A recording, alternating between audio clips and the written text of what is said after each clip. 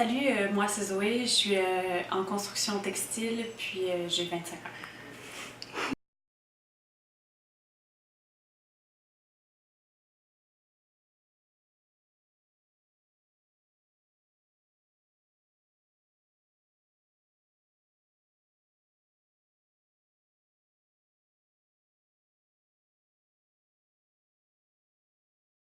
Pour la dernière année de notre cours, il faut élaborer une collection.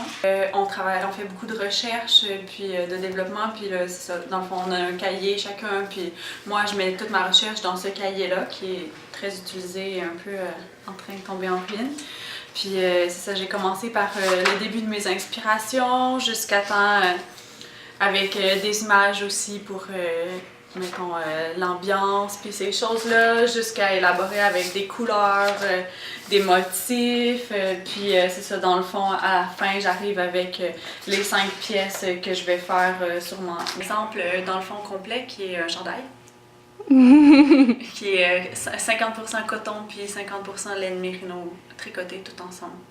Puis ça fait que c'est super chaud, puis c'est super doux, parce que la laine, des fois, ça a tendance à piquer un petit peu, mais les gens trouvent.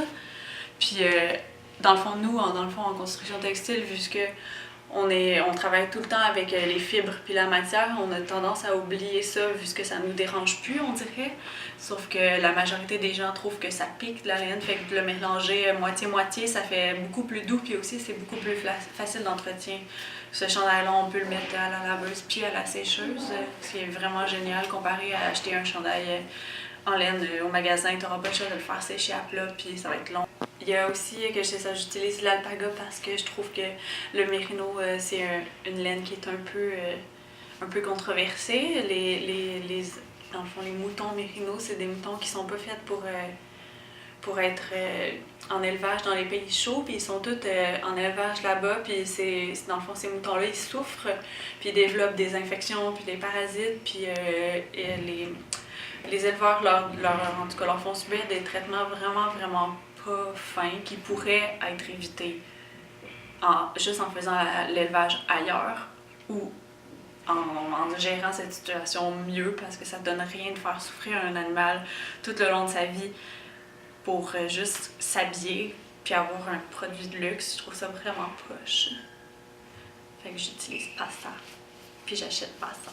Moi, mon but dans ma vie, c'est de faire une collection de vêtements. J'ai déjà une formation en couture sur mesure. Puis j'ai déjà travaillé chez des designers québécois. Fait que je suis vraiment dans le domaine. Puis je veux rester dans ce domaine-là. J'ai été chercher mon cours en construction textile pour pouvoir pousser plus loin, dans le fond, ma création de vêtements. Puis cette année, je fais une collection de vêtements. Puis je veux que ça soit confortable. Puis aussi, je veux pas non plus que ça soit trop cher. Je sais que quand tu fais des vêtements dans le fond, que tu fais de A à Z, en plus le tissu, c'est sûr que ça augmente le prix.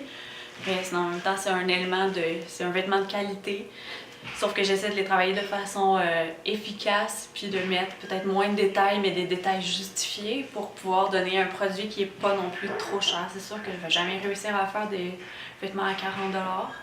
Sauf que peut-être que je peux arriver à faire un chandail à 150, ce qui est, dans le fond, dans la moyenne dans des produits de concurrence, c'est à peu près 400 $.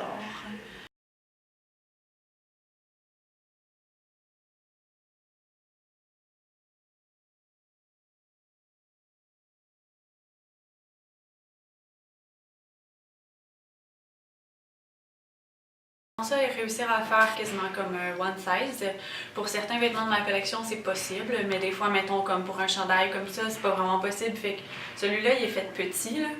Mais c'était pas voulu, c'est mon premier prototype, mais dans le fond, je le refais pour qu'il soit plus grand, parce que dans le fond, je veux faire un small medium large, juste deux grandeurs, puis je veux que ça soit possible d'être correct sur chaque, en tout cas d'aller le plus vague sur toutes les silhouettes. Fait que le small, je veux pas que ça soit un small d'enfant comme chez Garage ou chez Simons ou des trucs comme ça où les vêtements sont tellement minuscules que même moi j'habille un large, ce qui est comme pas de bon sens, c'est poche, là. Je veux dire, comme la majorité des gens sont pas ça, puis un small c'est pas ça, c'est vraiment... Fait que je veux faire un small pour la vraie femme adulte qui a des formes, puis qui... puis c'est ça. c'est un domaine tellement spécialisé qu'il n'y a pas des machines super performantes. C'est dans le fond, la machine à tricoter des années 50 puis la machine à tricoter qu'on utilise maintenant, c'est exactement la même chose. La seule chose, c'est que maintenant, elle est assistée par l'ordinateur, mais sauf que l'ordinateur, c'est juste seulement qu'elle te dicte quoi faire. Elle fait pas. Elle fait comme peut-être 25% des opérations, puis le reste, c'est toi qui les fais. Fait qu'il faut vraiment que tu comprennes bien ton tissu, parce qu'en dehors de ça, pour avoir une machine qui fait tout, c'est d'y aller comme avec les machines industrielles, puis on n'en a même pas, je pense, au Canada. Il faut aller comme en chercher dans d'autres pays, puis venir les faire, en tout cas, il faut les faire livrer, puis aussi, il faut savoir les faire fonctionner, puis il n'y a personne qui sait ici comment les faire fonctionner. Fait que c'est d'aller chercher des perfectionnements dans d'autres pays si on veut s'en aller là-dedans, mais en même temps, dans une technique comme que je fais, c'est aussi quand même... mettons, comment je pourrais dire ça? C'est aussi quand même des produits qui sont de petites séries. Je fais pas 5000 de même chandail, ce qui rajoute de la personnalité puis aussi qui justifie un peu le prix qui est un petit peu plus cher, là. Fait que je pense pas que c'est dans quoi je veux aller, sauf que ça existe, ces machines-là. Mais dans le fond, ça fait ça. Fait que moi, ma machine que j'ai, je pense que c'est une machine des années 60 qui fonctionne très bien, puis elle n'est pas informatisée. Puis c'est parfait, il faut juste les dorloter un peu puis faire espérer qu'il n'y ait pas de pièces qui brisent jamais. Dans le fond, moi je travaille à peu près, je dirais 40% ici au centre textile où ce que je suis ma formation parce qu'il y a des équipements plus perfectionnés puis aussi on a plus de machines, plus d'espace, puis aussi c'est le fun de travailler avec, en collaboration, avec les autres personnes autour parce qu'on a un feedback sur des personnes qui connaissent, qui sont dans le même, dans le même métier puis qui connaissent ça, fait que c'est le fun, tandis que, mettons l'autre 60%, je travaille vraiment chez moi avec ma petite musique, mon café, puis ma petite machine toute seule, comme ça je peux être vraiment focus. Ok, ben dans le fond, je pense que c'est pas mal ça qui résume ce que je fais dans le fond en textile.